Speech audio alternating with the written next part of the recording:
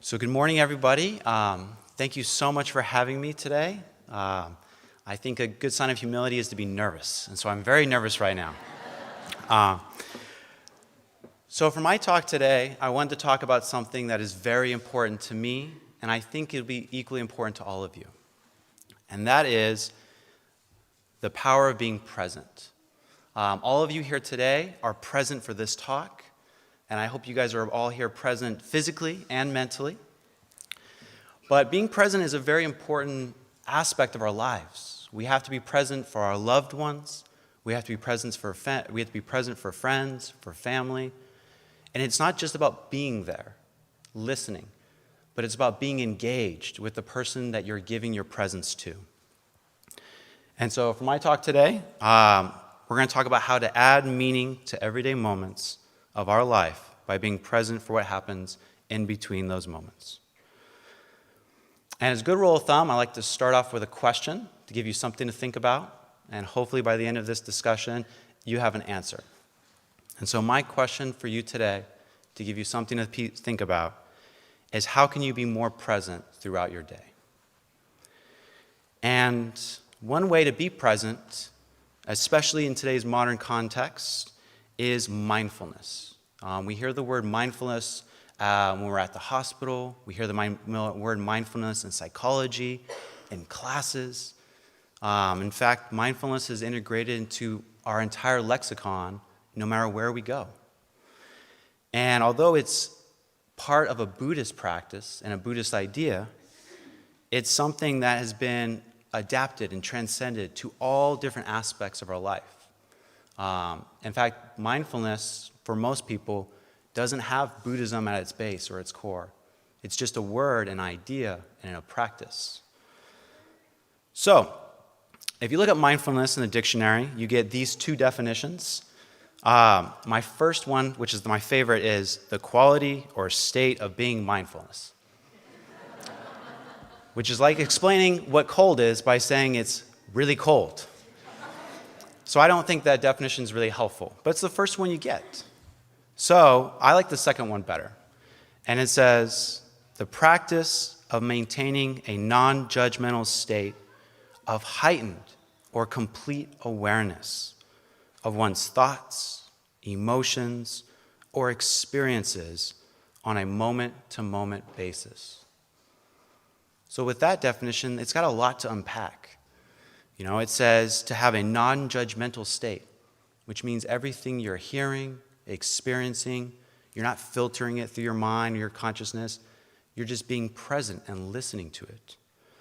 It says to have a heightened or complete awareness of one's thoughts. So not only do you have to listen and engage, but you have to be aware, hyper-aware of what's going on, what's being said and shared. And then you have to be aware of your thoughts, what's percolating in your mind while someone is talking, your emotions, how you're reacting or engaging with what they're sharing, and the experience moment to moment. Because as we have conversations, as we listen, as we engage, every beat is a different feeling, a different emotion, a different thought, and it's always in flux. So mindfulness is all about a presence of mind, paying attention, if you want an easy example. But it's a particular kind of attention.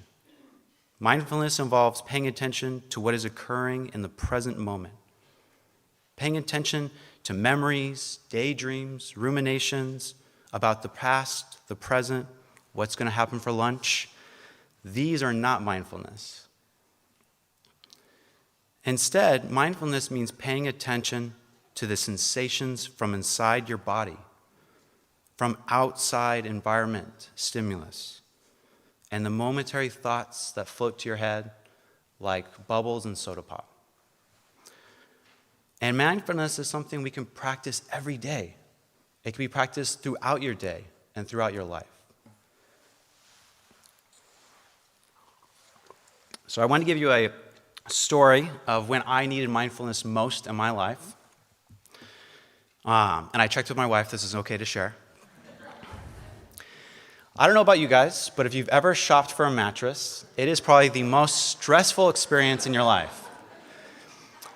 It's more stressful when you're shopping for two different people sleeping on the same bed, because everyone has a different way of sleeping. Some people like a firm mattress, a soft mattress. Some people like to be cool. Some people get hot. So shopping for one person is stressful, but shopping for two people is very stressful. And a mattress is an investment. I mean, these are not cheap nowadays. You got to pay a lot of money. I mean, you're not mortgaging your house, but you got to pay a lot of money for something that you're going to be spending a lot of time sleeping on every night. And so me and my wife were together in our early years. We had to buy a new mattress together. It was our first one. And so I was like, okay, great. I got to see what's out there. What's the experience like of shopping for a mattress? And the first thing that popped in my head is, man, this is going to be amazing. I'm just going to lay on beds and relax. I'm going to just walk into a store, lay down and say, no, too firm. Move on to the next one, lay down and say, oh, this one's nice. I want this one. But of course, many of you guys were laughing. When you're shopping for a mattress, it ends up looking like this. You have 10,000 options for just a bed to sleep on. And it is a very stressful experience because while you're there, supposed to be in the moment, feeling what it's like to lay on a bed, you have a salesperson who's saying, would you like this mattress? Would you like it with firm? Would you like it cold? Would you like springs? Would you like foam? And as he's going through these options, I'm getting anxiety going, I don't even know what this mattress feels like at this point. I'm just thinking about what's the next one I have to sleep on or the next one I got to lay on.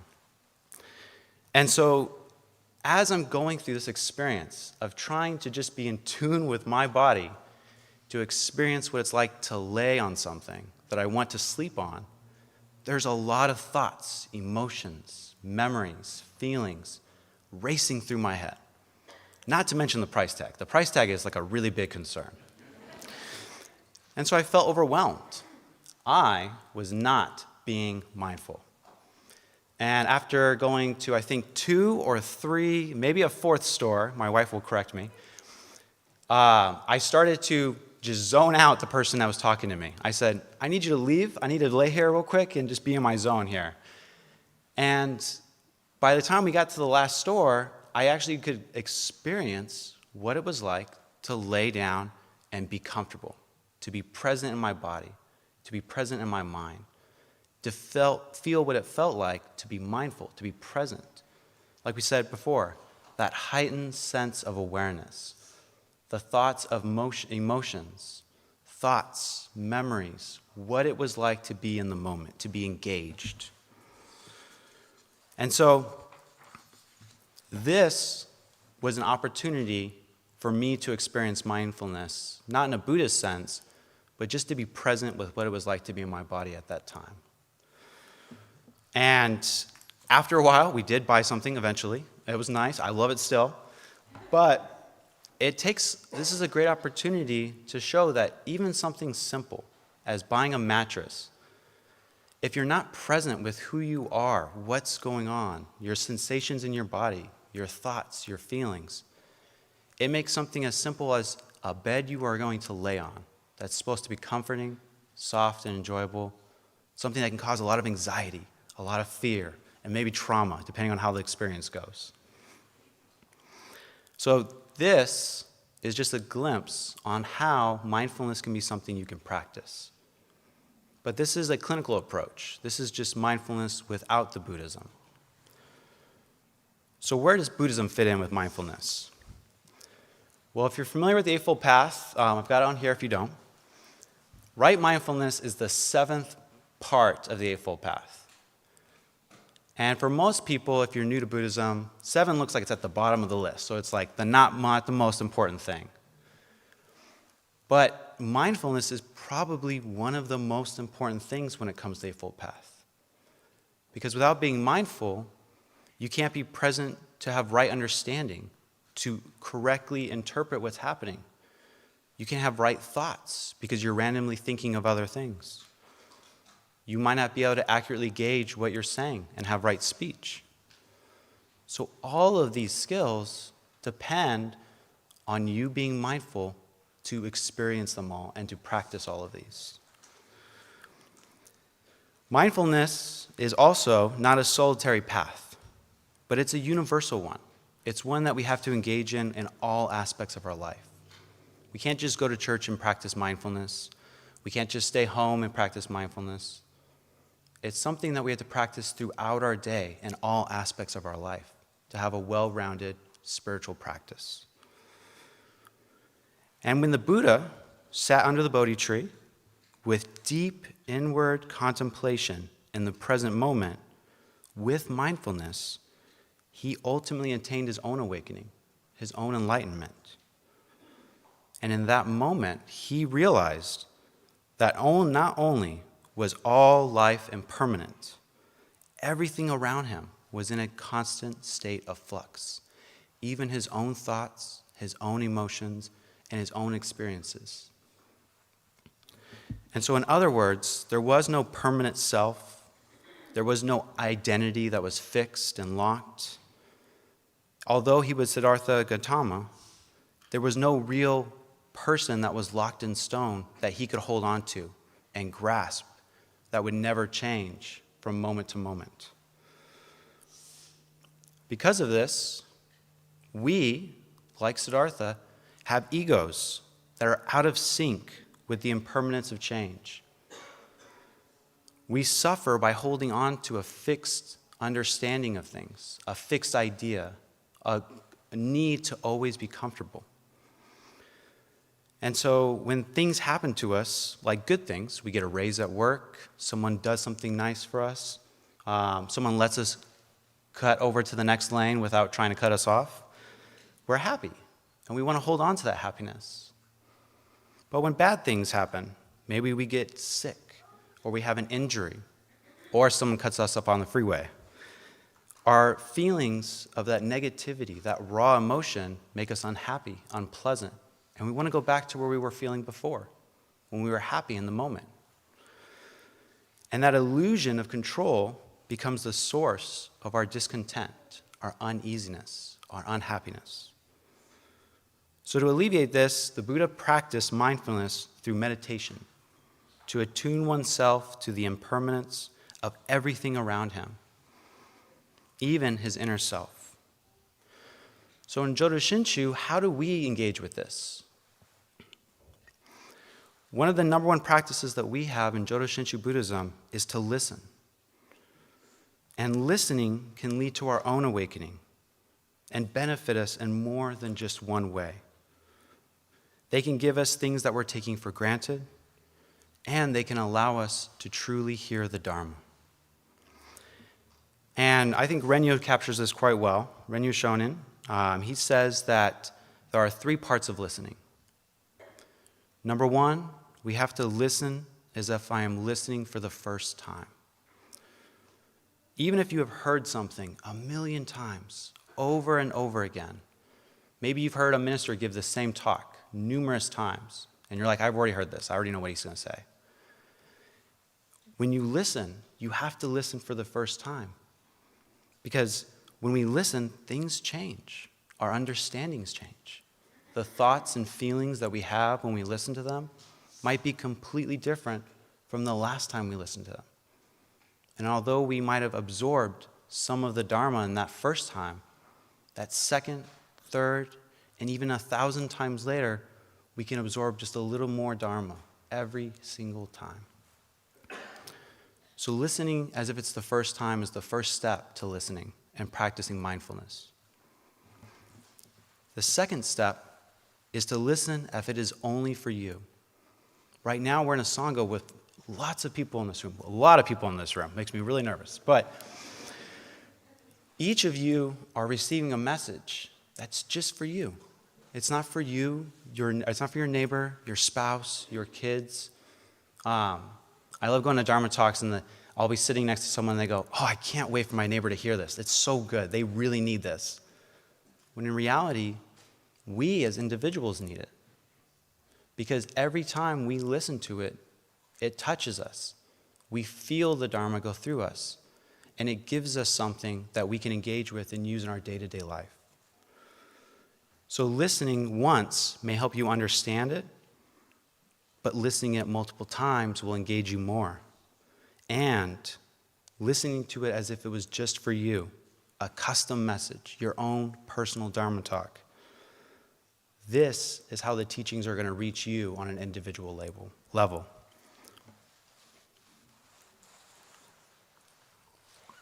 The last step is to listen as if it is the last occasion you will ever hear it. A lot of us have things to do. We have lunch, we have friends, we have family. We're engaged in so many ways every day. But when you're here, listening to the message or any Dharma talk, you're here now, engaging in something that might not be available tomorrow, later. You may never ever be able to come back because the past is the past. It's not the present. You can't relive a moment. You can only live the moment you are currently in. And so now is the time. You are here, and the perfect opportunity to listen is right here and now. Don't wait until tomorrow or the next day. Don't think of it as another time that you'll be able to come back. Think of it as the one and only time you will be here to hear this message. Another way that we practice mindfulness while we listen is to listen to the Dharma and listen to the Nembutsu. Throughout service, we say Namo Amida Butsu. And when we say it, are we listening to what we're saying?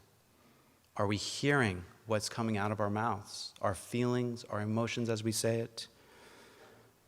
Because the Nembutsu is an appreciation of the gift of Amida Buddha's boundless compassion. Although everything around us is continually changing, Amida's compassion is always there for us, unwavering. And it's not based on a belief for a better future. We're not praying for things to change. We are emphasizing the present moment when we say the Nembutsu. It is a mindful practice of recognizing the ordinary bliss of the compassion that permeates all things around us and balances our unrealistic expectations of how things should or should not go with the gift that we are receiving right here and now. And so by expressing our gratitude for this unearned gift of life, puts the heart and mind in a place of humility and grace. Our founder, Shinran Shonin, was given this amazing gift by his teacher, Honen. Shinran Shonin lived as a monk, as a monastic on Mount Hiei. And for 20 years and living in that lifestyle, he could not find his enlightenment.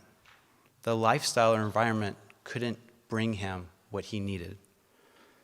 And so when he met his new teacher, Honen, who taught him that the Dharma can be received, whether one is a monk or a lay person, he realized that the lifestyle did not matter as much as having the right attitude of listening and receiving the teachings.